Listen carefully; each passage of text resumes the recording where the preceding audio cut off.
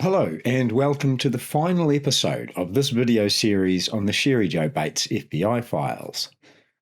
So far we've covered serials 24 to 26, which were mostly elimination comparisons of family members and law enforcement, made with the unidentified latent lifts from Cheri's car. We've looked at serial 37, a request that the lifts from Cheri's car be compared to the unidentified prints from Napa County Sheriff Department investigation into the Lake Berryessa attack on September the 27th, 1969. And most recently, we explored the suspect who featured in serial 31, none other than RPD's pet suspect, Bob Barnett. There are 10 serials left to explore. Most of these are standard requests from Riverside PD to have a suspect or multiple suspects' finger and palm prints checked against the unidentified latent lifts held on file at the FBI's ID division. One of the suspects has their name unredacted. Two of the suspects we can identify based off information in the reports. The rest of them? It's possible to speculate on who some of them could be, but to keep things flowing, I'll avoid unnecessary conjecture. I'll break the remaining 10 serials down into 4 parts, and we'll explore these chronologically. So, without further ado, let's crack into this.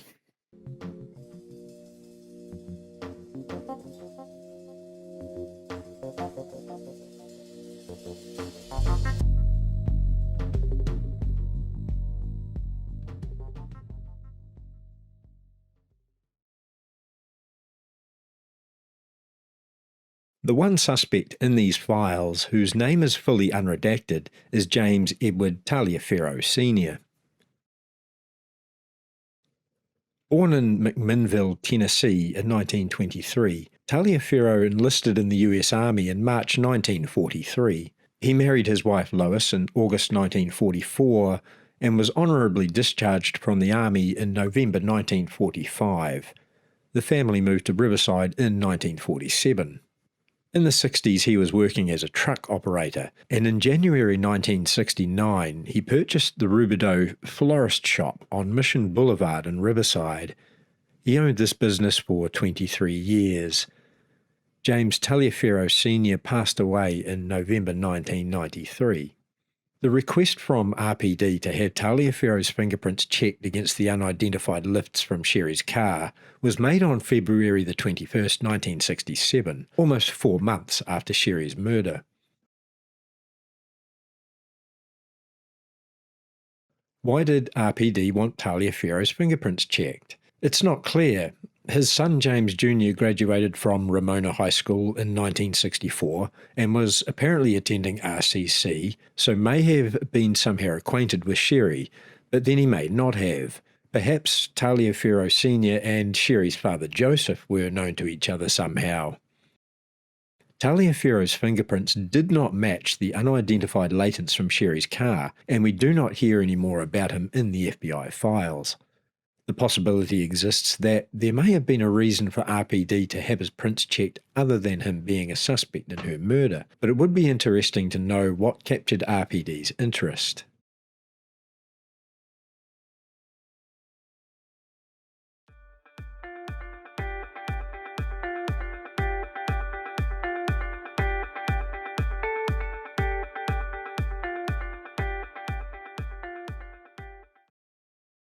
Towards the mid to latter part of 1967, RPD filed requests to the FBI lab to have multiple suspects' finger and palm prints checked against the unidentified latents from Cheri's case.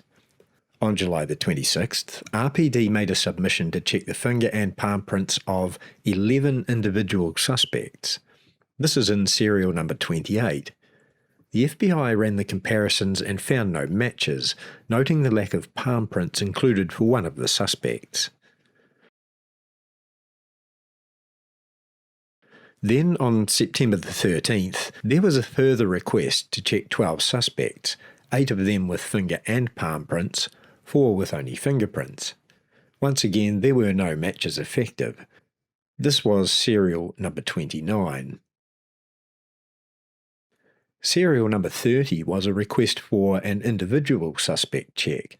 No military details here, but there is an FBI number, suggesting this suspect was perhaps already in the federal system. This request was made by RPD on January the 10th, 1968. I could have a guess at who this suspect might be based off the date. Who do you think it could be? Let me know in the comments section.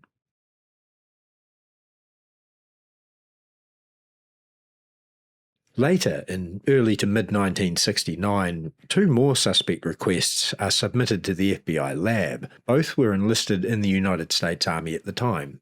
April the 23rd was the first, under serial number 32. A young man who had entered military service in September 1967, almost a full year after Cheri's murder. His prints did not match the unidentified ones in the 73096 file.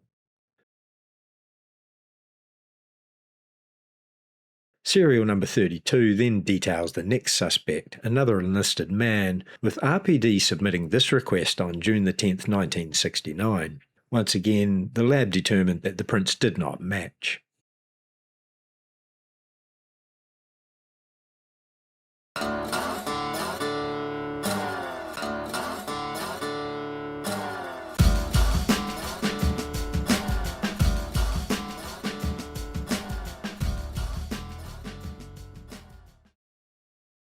On June 26, 1969, the FBI's Latent Fingerprint Division received a request from Michigan.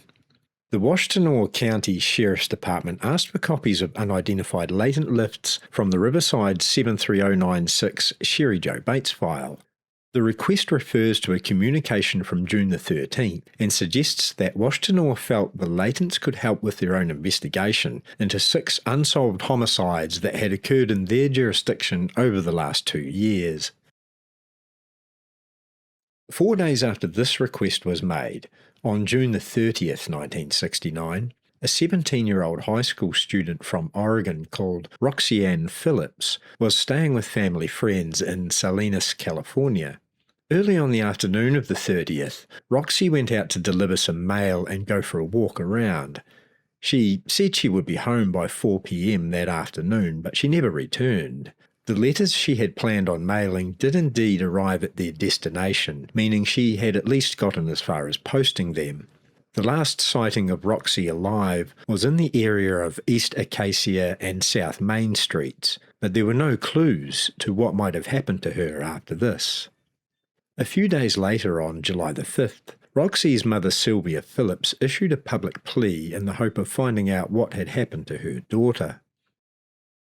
On July the 8th, the FBI's Fingerprint Division honoured Washtenaw's request and sent off 2 copies of the unidentified lifts in the 73096 Cheri Joe Bates file to Michigan. Then, on July the 13th, exactly 2 weeks after she was last seen alive, the body of Roxanne Phillips was discovered at the bottom of a deep gully, about half a mile north of the Carmel city limits. She was found by 2 teenagers digging around in an old rubbish tip. Investigators discovered she had been strangled with her own belt and had 1 earring missing. A few days later, newspapers began to run articles suggesting that Roxy's case was possibly linked to other suspicious deaths that had occurred in the area recently, with there being 3 in the Monterey area over the past month. The most striking of these cases was that of 17-year-old Susan Mary Hennessy, whose body had been found at Seaside High School in Fort Ord on June the 17th, 2 weeks before Roxy Phillips vanished. Like Roxy, Susan had also been strangled with her own belt and was missing an earring. Despite the similarities between the California cases and the Michigan ones, investigators wouldn't be able to start putting all of the pieces together until early August. By late July, suspicion in the 6 unsolved Michigan murders was starting to fall squarely upon 21-year-old John Norman Chapman, known in those days as John Norman Collins. Chapman was arrested on July the 30th, 1969, for the murder of Karen Sue Bindman. and law enforcement in Michigan were about to receive a tip from California that would soon provide the catalyst for Chapman's entry into the Cheri Jo Bates story. Investigators in Salinas contacted the Washtenaw County Sheriff's Department in early August 1969 to discuss a lead in their investigation into the death of Roxy Ann Phillips. They'd received information that a man named John from Michigan was the responsible in Roxy's case. Upon further investigation, it was determined that Chapman and an accomplice had hired a trailer and driven that attached to Chapman's car to California in June 1969. The trailer had been left in California and Chapman had returned to Michigan while his accomplice remained in California. When investigators checked out the details of the trailer hire, they were able to determine that Chapman's accomplice was 25-year-old Andrew Julian Manuel, and a warrant was issued for Manuel's arrest regarding theft of the abandoned trailer, which by this point law enforcement had recovered and processed for physical evidence. He was also wanted for several other burglaries, as well as for questioning about the Michigan homicides. Manuel was eventually arrested on August 6, 1969 in Phoenix, Arizona.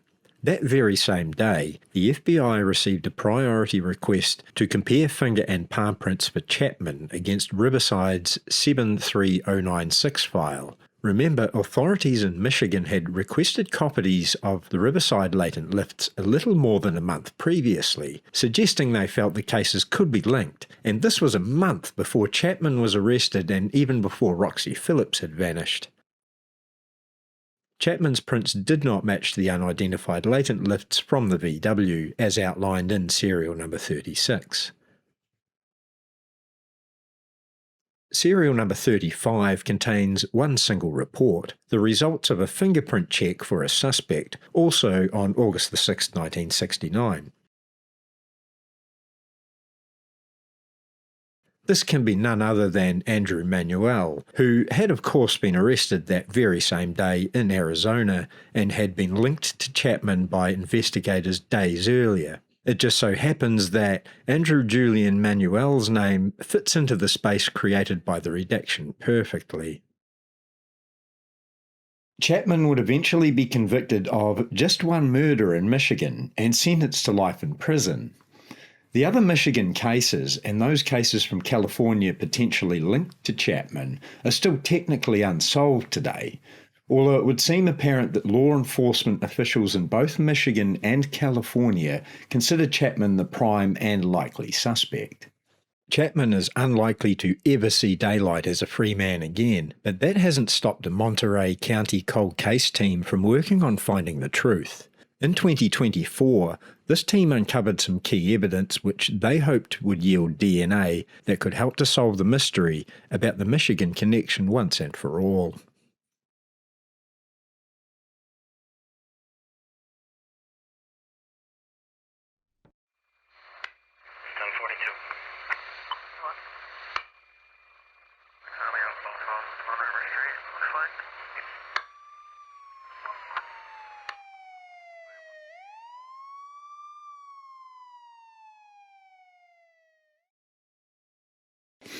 It would be more than 5 years until the next and last known serial in this file was created. On November 20th, 1974, RPD submitted a card containing a suspect's palm prints to the FBI for comparison to the unidentified palm prints in the 73096 file. The fact no fingerprint comparison was requested suggests that this suspect had most likely already had their fingerprints checked at some point in the investigation, and that Riverside had recently acquired that suspect's palm prints. Either way, all we have is the request itself. There are no reports detailing the outcome of this particular check, the only instance of this in these files.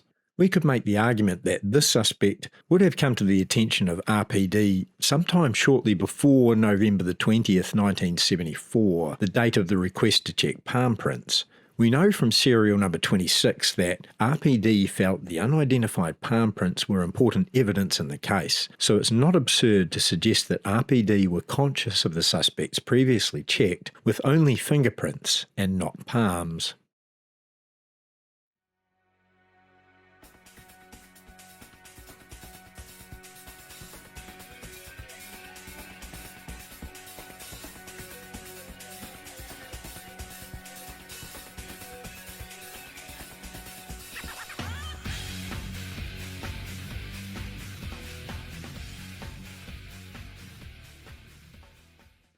In the 10 serials we covered today, no less than 29 suspects were checked against the 73096 Cheri Joe Bates file. Of those 29 suspects, 19 also had their palm prints checked. If serial number 38 is indeed a prior suspect having palms checked, then we have 20 suspects with their fingers and their palms checked, and 9 suspects who had fingerprints checked only. None of the suspect finger or palm prints got a match to any of the unidentified latent lifts in the 73096 file that we know of. James Taliaferro Sr. seems an odd choice of suspect on the surface, if indeed that were the reason RPD requested that his prints be checked. We can easily see why authorities were so eager to check the prints of John Chapman and Andrew Manuel, considering what they were accused of doing in California, and the red flags protruding loudly from Chapman's Michigan activity. So, is the killer of Cheri Joe Bates among the 29 suspects reflected in these serials? Not all of them had their palm prints checked, and of course we remember that RPD had previously stated in serial number 26 that they felt palm prints were important in this case.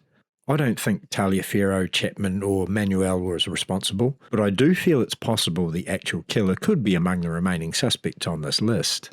Serial number 38 suggests RPD were conscious of suspects who hadn't had their palm prints checked. Out of the 29 suspects in these 10 serials, there were 9 who hadn't had their palms checked.